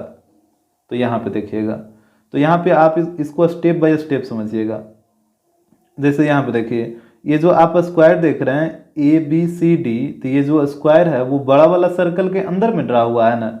अब ध्यान से देखिएगा, अभी अंदर वाला सर्कल को इग्नोर करिए, ये जो स्क्वायर ABCD है वो बड़े वाले सर्कल के अंदर में है। और आपको पता है कि अगर किसी सर्कल के अंदर कोई भी स्क्वायर ड्रा रहता है तो उस स्क्वायर का जो डायगोनल होता है वो एक दूसरे को ये सेंटर पे बाइसेक्ट करता है, सर्कल के सेंटर पे। तो यहाँ पे भी वही चीज़ होगा, यहाँ पे भी स्क्वायर का जो डायगोनल है डेट मीन्स एक AC है और एक डायगोनल है BD। तो ये जो दोनों डायगोनल है वो एक दूसरे को सर्कल के सेंटर पे ही बाइसेक्ट करेगा। तो यहाँ पे हो जाएगा सर्कल का सेंटर ओ। पहले बताइए कि इस पॉइंट में आपको कोई दिक्कत ना हो। हमेशा यह रखिएगा कि अगर कोई स्क्वायर सर्कल के अंदर ड्रा हो तो उस स्क्वायर का जो डायगोनल होता है वो एक दूसरे को सर्कल के सेंटर पे बाइसेक्ट करता है। तो बाइसेक्ट का मतलब ये दोनों आपस में इक्वल और इधर ये दोनों भी आपस में इक्वल, और यहाँ पे 90-90 बन जाएगा चारों तरफ। अब यहाँ पे देखिएगा ये जो ओ ए देख रहे हैं, ओ से लेकर ए, तो ये रेडियस का काम करेगा किसके लिए, ये बड़ा वाला सर्कल के लिए, क्योंकि आप देखिए ना ये सेंटर और ये बड़ा वाला का सरकमफ्रेंस, तो इसको हम मान लेते हैं कैपिटल आर। ये जो ओ सी को आप देख रहे हैं ओ सी, तो ये भी कैपिटल आर हो जाएगा। अगर इस तरफ आइए ओ बी, तो ये भी कैपिटल आर हो जाएगा, और ओ डी, तो ये भी कैपिटल आर हो जाएगा। और यहाँ पे स्मॉल आर कौन होगा, तो यहाँ पे देखिए सेंटर और इसका सरकमफ्रेंस ये वाला है, ये रेड वाला जो आप देख रहे हैं। तो यहाँ पे इसको देखिए, इसको यहाँ पे डिनोट कर देते हैं, ये वाला जो हो जाएगा ये हो जाएगा स्मॉल आर, इस तरीके से। और यहाँ पे नाम दे दीजिए, यहाँ पे नाम दे देते हैं ई। तो यहाँ तक आपको दिक्कत नहीं ना है, तो ये हो जाएगा कैपिटल आर और ये भी, और ये हो जाएगा स्मॉल आर। तो यहाँ से हमसे बोला कि ये जो बड़ा वाला सर्कल का area that means pi capital r का स्क्वायर, और छोटा वाला सर्कल का area that means pi small r का स्क्वायर। तो यही रेशियो का वैल्यू पूछा है, क्या होगा, दोनों के एरिया का रेशियो। तो यहाँ पे सबसे पहले आप दोनों का रेडियस निकाल लीजिए, फिर दोनों का एरिया का रेशियो भी निकल जाएगा। तो यहाँ पे सबसे पहले हम रेडियस निकाल लेंगे, बड़ा वाला सर्कल का भी और छोटे वाले सर्कल का भी। तो देखिए रेडियस कैसे निकलेगा, तो यहाँ पे जो स्क्वायर है इसके साइड जो है उसको आप मान लीजिए ए। यहाँ पे हम मान लेते हैं कि स्क्वायर का साइड है वो है ए। तो यहाँ पे इसको नोट करिए, यहाँ पे हो जाएगा let the side of square, let the side of square equal to हो गया ए यूनिट। यहाँ पे इसको हम लेट कर लिए हैं कि स्क्वायर का जो साइड है वो है ए यूनिट।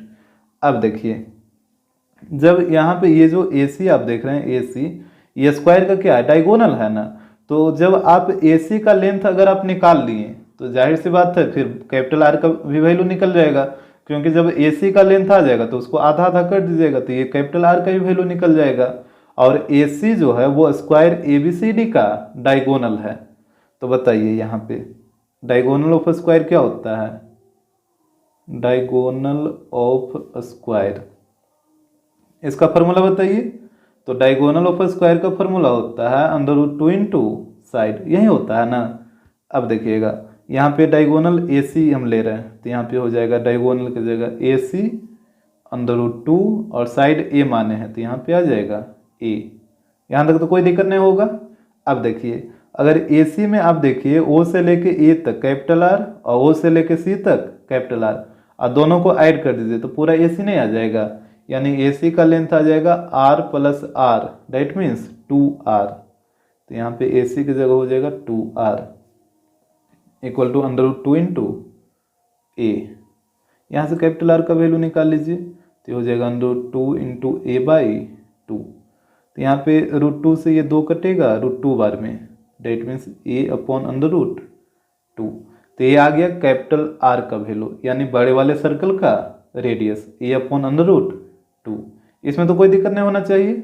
अब देखिए यहाँ पे कैपिटल आर का वैल्यू आ गया ए अपॉन अंडर रूट 2, यहाँ पे इसको हम नोट कर दिए हैं। अब देखिएगा अब आपको स्मॉल आर का वैल्यू निकालना है, तो यहाँ पे ध्यान दीजिएगा, यहाँ पे भी कैपिटल आर इक्वल टू हो जाएगा ए अपॉन अंडर रूट 2, ठीक है। अब देखिए स्मॉल आर का वैल्यू कैसे निकलेगा, तो यहाँ पे इसका वैल्यू निकालने का दो तरीका है, आपको हम दोनों तरीका बताएंगे, ठीक है। तो देखिए यहाँ पे एक में ट्रिगो यूज होगा और एक विदाउट ट्रिगो से। तो यहाँ पे देखिएगा ट्रायंगल ओ ए बी को, ये वाला ट्रायंगल ओ ए बी। अच्छा एक चीज़ बताइए, ये जो आप ए बी देख रहे हैं, ये जो ए बी, ये जो छोटा वाला सर्कल मतलब जो रेड वाला सर्कल है उसके लिए ये टेंजेंट का काम नहीं कर रहा है। देखिए तो ध्यान से, ये जो ए बी है वो इसके लिए टेंजेंट का काम कर रहा है, तो यहाँ पे बन जाएगा 90 डिग्री। इसमें कोई दिक्कत, आप पढ़े हैं ना 9th क्लास में कि अगर किसी सर्कल में सेंटर से कॉर्ड पे कोई लाइन ड्रा होता है तो कॉर्ड पे परपेंडिकुलर होता है प्लस कॉर्ड को बाइसेक्ट भी करता है, ठीक है। कॉर्ड पे परपेंडिकुलर भी होता है और कॉर्ड को बाइसेक्ट भी करता है। और दूसरा थ्योरम 10 क्लास में आप पढ़े हैं कि अगर किसी सर्कल में जैसे ये टेंजेंट है, तो इस टेंजेंट पे ये जो रेडियस ड्रा होता है वो परपेंडिकुलर होता है। ये चीज़ तो आप पढ़ चुके हैं। तो यहाँ पे ये वाला यूज होगा, टेंजेंट वाला यूज नहीं होगा, ठीक है। यहाँ पे ये वाला थ्योरम यूज होगा, कॉर्ड वाला। अच्छा, यहाँ पे देखिए ये जो ए बी है वो छोटा वाला सर्कल के लिए टेंजेंट है, ठीक है, छोटा वाला के लिए टेंजेंट है। तो ये जो ओ ई है वो रेडियस का काम करेगा, जिस वजह से ये 90 हो गया। जैसे यहाँ पे समझिए ना, जैसे ये सर्कल है, ये टेंजेंट है, आपको पता है ना कि ये जो रेडियस है वो टेंजेंट पे परपेंडिकुलर होता है। तो रेडियस जब टेंजेंट पे परपेंडिकुलर होता है तो 90 बन जाएगा। तो यहाँ पे ये 90 हो गया। और इसको आप दूसरे तरीका से भी सोच सकते हैं, जैसे ये जो ए बी है वो छोटा वाला के लिए टेंजेंट है, लेकिन यही ए बी बड़ा वाला सर्कल के लिए कॉर्ड का काम नहीं करेगा। अब देखिए ध्यान से, ये जो ए बी है वो बड़ा वाला सर्कल के लिए कॉर्ड का काम करेगा, और सेंटर से अगर कॉर्ड पे कोई लाइन ड्रा होता है तो कॉर्ड पे परपेंडिकुलर होगा और कॉर्ड को बाइसेक्ट कर देगा, मतलब ये दोनों आपस में इक्वल हो जाएगा। आ रहा बात समझ में ये वाला थ्योरम? अगर सेंटर से कॉर्ड पे कोई लाइन ड्रा होगा तो कॉर्ड बाइसेक्ट हो जाता है, और ये लाइन है जो कॉर्ड पे परपेंडिकुलर भी होता है। तो यहाँ पे ये बाइसेक्ट हो गया। तो यहाँ पे इसका पूरा लेंथ है ए, तो आधा आधा कर दीजिए, तो ये वाला हो जाएगा a/2 और ये भी हो जाएगा a/2। यहाँ तक तो कोई दिक्कत नहीं होना चाहिए। अच्छा, अब देखिए यहाँ पे ट्रायंगल ओ ए बी, इस ट्रायंगल का जो एरिया निकलेगा वो दो तरीका से निकलेगा। ध्यान से देखिएगा ओ ए बी को। तो एक तो इसका जैसे राइट एंगल ट्रायंगल है तो एक हो जाएगा 1/2 इंटू बेस इंटू हाइट, ये ए बी बेस का काम करेगा और ओ ई हाइट का काम करेगा। तो एक ये वाला तरीका हो गया, और एक देखिए एक तरीका ये वाला हो जाएगा। जैसे यहाँ पे 90 बढ़ रहा है ना, ये वाला एंगल कितना है 90 है, तो 90 के सामने ए बी हाइपोटेनस हो जाएगा। तो हाइपोटेनस तो आपको लेना नहीं है, तो एक ये हो जाएगा परपेंडिकुलर और एक ये हो जाएगा बेस। जैसे यहाँ पे समझिए, फिगर में आपको कॉम्प्लिकेटेड लग रहा है तो यहाँ पे फिगर को ही हम बाहर कर देते हैं। ये है ओ, ये है ए, ये है बी, यहाँ पे ये इस तरीके से, यहाँ पे है ई 90 यहाँ पे इसका लेन दे रखा है a/√2, a/√2, ये वाला है a/2 पूरा लेंथ हुआ है a, ये वाला है स्मॉल r, यहाँ पे भी बढ़ रहा है 90 डिग्री।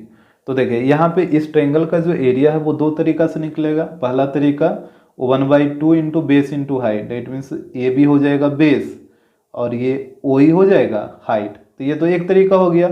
दूसरा तरीका क्या है कि जैसे यहाँ पे 90 डिग्री बढ़ रहा है तो 90 के सामने ए बी, ये हाइपोटेनस का काम करेगा। तो ये वाला एक साइड वो हो जाएगा परपेंडिकुलर और एक साइड वो हो जाएगा बेस, नहीं होगा।